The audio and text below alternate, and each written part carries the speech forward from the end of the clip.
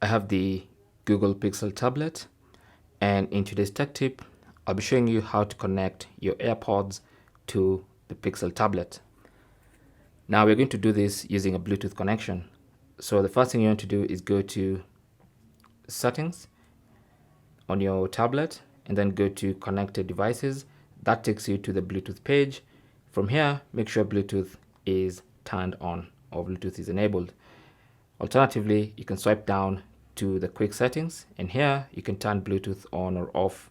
Okay, so make sure Bluetooth is on, and then with Bluetooth on, you can now put your AirPods in Bluetooth pairing mode. So what you want to do is just open the case and then go to the back of the AirPods and then long press on that button.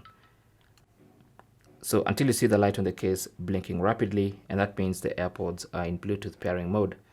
So now you want to go to the Bluetooth page on your tablet, tap on pair new device, and that is going to scan for devices. And as you can see, my AirPods have been detected, and all you have to do is tap on that and then tap on pair. The AirPods are now connected and active, and it's as simple as that. That's how to connect your AirPods to your Pixel tablet. Thanks for watching. Leave your comments and questions down below, and good luck.